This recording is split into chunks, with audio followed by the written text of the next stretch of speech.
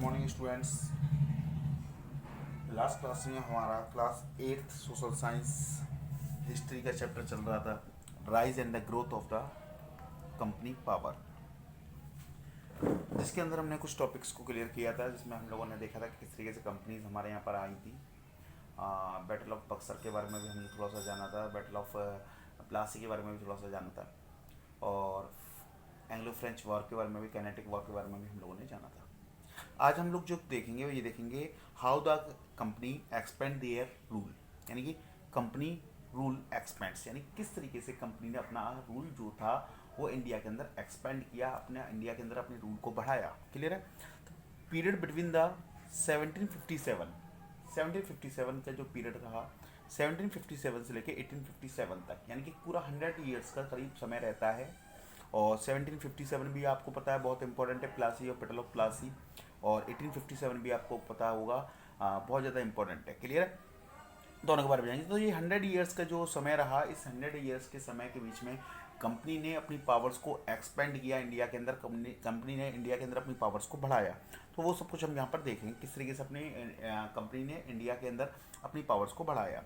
तो period between the 1757 to 1857 expansion of the company rule by the extension of the Indian states, यानी कि company ने अपनी powers को बढ़ाया।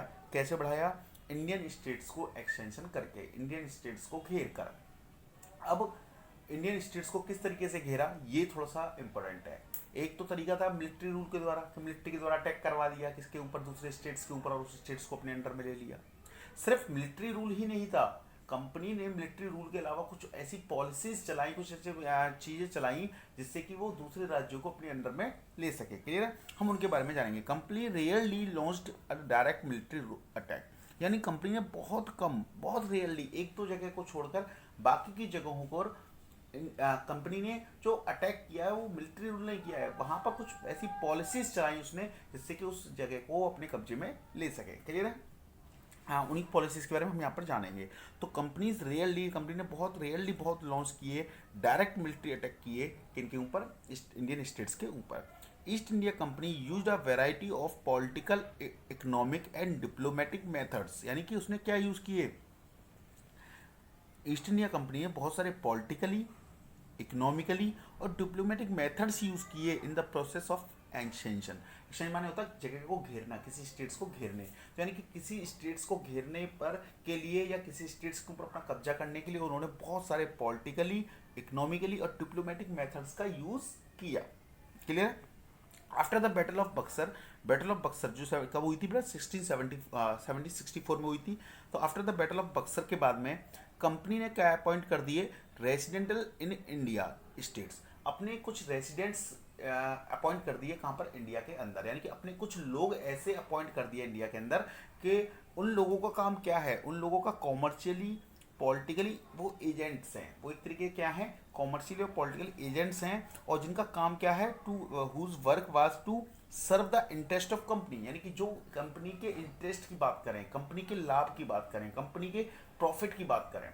यानी कि कंपनी ने बैटल ऑफ बक्सर के बाद क्या किया बेटा, अपने कुछ लोग इंडिया के अंदर छोड़ दिए और उन लोगों से क्या कहा कि आप लोग क्या कीजिए, वो लोग एक तरीके से कॉमर्शियल और पॉलिटिकल एजेंट हैं किसके, कंपनी के, और उन लोगों से क्या कहा गया कि आप लोगों को काम करना है, आप लोगों को किसके बारे में बात करनी है, कंपनी के इंटरेस्ट के बारे में बात करनी है।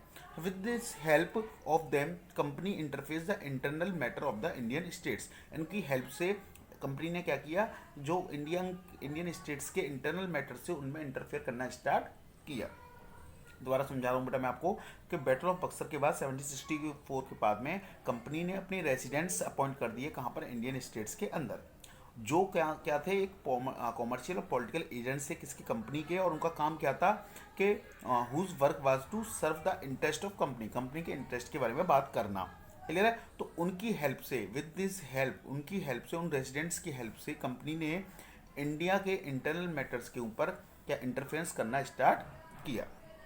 कंपनी ने बहुत सारी पॉलिसीज़ चलाई और उन पॉलिसीज़ पॉलिसीज़ की हेल्प से इंडिया के अंदर एक्सटेंशन किया स्टेट्स का। क्लियर है। कौन कौन सी पॉलिसी, जैसे subsidiary alliance, doctrine of lapse, policy of paramountcy, ये कुछ पॉलिसीज़ थी जो ईस्ट इंडिया कंपनी ने अडॉप्ट की, क्या करने के लिए, इंडिया के अंदर अपनी पॉलिटिकल डोमिनेंस जमाने के लिए, या फिर मैं कह सकता हूँ अपने रूल को एक्सपेंड करने के लिए। नेक्स्ट वीडियो के अंदर हम लोग इन पॉलिसीज़ के बारे में पढ़ेंगे कि सब्सिडरी अलायंस क्या थी, डॉक्ट्राइन ऑफ लैप्स क्या थी, पॉलिसी ऑफ पैरामाउंटेंसी क्या थी। क्लियर है?